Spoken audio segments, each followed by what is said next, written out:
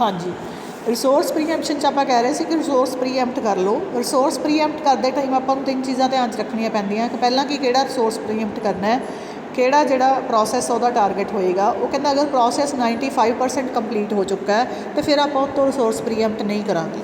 ਠੀਕ ਹੈ।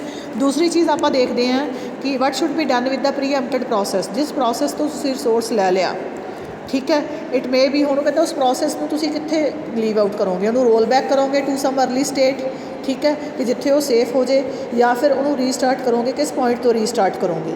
ਉਹ ਕਹਿੰਦਾ ਇਹ ਚੀਜ਼ ਹਮੇਸ਼ਾ ਆਪਾਂ ਨੂੰ ਧਿਆਨ 'ਚ ਰੱਖਣੀ ਪਊਗੀ ਕਿ ਜਿਹੜਾ ਪ੍ਰੋਸੈਸ ਤੋਂ ਤੁਸੀਂ ਰਿਸੋਰਸ ਪ੍ਰੀਐਂਪਟ ਕੀਤਾ ਉਸ ਪ੍ਰੋਸੈਸ ਨੂੰ ਤੁਸੀਂ ਕਿਸ ਸਟੇਜ 'ਤੇ ਸਟੋਰ ਕਰ ਰਹੇ ਹੋ।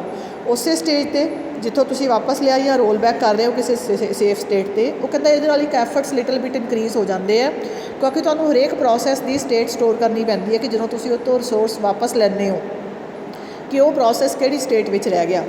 ਔਰ ਤੀਸਰੀ ਚੀਜ਼ ਵੀ ਇਹ ਚੀਜ਼ ਇੰਸ਼ੋਰ ਕਰੋ ਵੀ ਕਦੇ ਵੀ ਸਟਾਰਵੇਸ਼ਨ ਅਕਰ ਨਹੀਂ ਹੋਊਗੀ, ਕਿ ਇਹ ਨਹੀਂ ਹੋਊਗਾ ਕਿ ਜਿਸ ਪ੍ਰੋਸੈਸ ਤੋਂ ਤੁਸੀਂ ਰਿਸੋਰਸ ਲੈ ਲਿਆ ਉਹ ਦੁਬਾਰਾ ਉਹਨੂੰ ਰਿਸੋਰਸ ਮਿਲੂਗਾ ਹੀ ਨਹੀਂ। ਅਗਰ ਇਹ ਚੀਜ਼ ਹੋਈ ਤਾਂ ਰਿਸੋਰਸ ਜਿਹੜਾ ਹਮੇਸ਼ਾ ਲਈ ਲਾਈਨ 'ਚ ਲੱਗਿਆ ਰਹੂਗਾ ਪ੍ਰੋਸੈਸ, ਉਹਨੂੰ ਕਦੇ ਵੀ ਰਿਸੋਰਸ ਨਹੀਂ ਮਿਲੂਗਾ। ਠੀਕ ਹੈ। ਤਾਂ ਉਹ ਕਹਿੰਦਾ ਸਟਾਰਵੇਸ਼ਨ ਨੂੰ ਅਵੋਇਡ ਕਰਨੀ ਚਾਹੀਦੀ ਹੈ ਕਿ ਸਟਾਰਵੇਸ਼ਨ ਜਿਹੜੀ ਆ ਉਹ ਅਕਰ ਨਾ ਹੋਵੇ।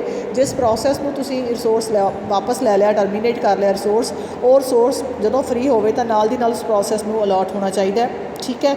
ਉਹ ਕਹਿੰਦਾ ਇਹਦੇ ਲਈ ਆਪਾਂ ਕੀ ਕਰਦੇ, ਇੱਕ ਕਾਊਂਟਰ ਹੋਣਾ ਚਾਹੀਦਾ ਹਰੇਕ ਪ੍ਰੋਸੈਸ ਦੇ ਨਾਲ, ਜਿਹੜਾ ਕਾਊਂਟ ਕਰੇ ਦਾ number of times its resources have taken away, ਕਿ ਕਿੰਨੀ ਵਾਰੀ ਉਹ ਤੋਂ ਰਿਸੋਰਸ ਵਾਪਸ ਲਿਆ। ਉਹ ਕਹਿੰਦਾ ਇਹ ਇਨਫੋਰਮੇਸ਼ਨ ਜਿਹੜੀ ਹੈ ਡੈਡਲੌਕ ਰਿਕਵਰੀ ਮਕੈਨਿਜ਼ਮ ਵਿੱਚ ਯੂਜ਼ ਹੁੰਦੀ ਹੈ ਤਾਂ ਕਿ ਆਪਾਂ ਨੂੰ ਕਾਊਂਟ ਤੋਂ ਪਤਾ ਲੱਗ ਜਾਏਗਾ ਕਿ ਉਸ ਪ੍ਰੋਸੈਸ ਤੋਂ ਕਿੰਨੀ ਵਾਰੀ ਰਿਸੋਰਸ ਵਾਪਸ ਲਿਆ। ਔਰ ਆਪਾਂ ਇਹ ਕਾਊਂਟ ਕਦੇ ਵੀ ਇਨਕਰੀਜ਼ ਨਹੀਂ ਹੋਣ ਦੇਣਾ ਜ਼ਿਆਦਾ।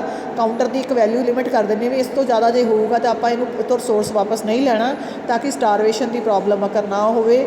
ਅਦਰਵਾਈਜ਼ ਜਿਹੜਾ ਉਹ ਪ੍ਰੋਸੈਸ ਆ ਉਹ ਹਮੇਸ਼ਾ ਲਈ ਰਿਸੋਰਸ ਦੀ ਵੇਟ ਕਰਦਾ ਰਹਿ ਜਾਊਗਾ ਔਰ ਉਹਨੂੰ ਰਿਸੋਰਸ ਨਹੀਂ ਮਿਲੂਗਾ। ਠੀਕ ਹੈ ਬੇਟਾ, ਇਹ ਆਪਣਾ ਡੈਡਲੌਕ ਦਾ ਚੈਪਟਰ ਕੰਪਲੀਟ ਹੈ।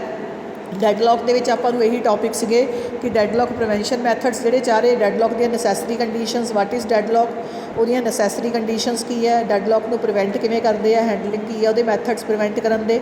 ਠੀਕ ਹੈ। ਡੈਡਲੌਕ ਡਿਟੈਕਸ਼ਨ ਅਤੇ ਡੈਡਲੌਕ ਰਿਕਵਰੀ।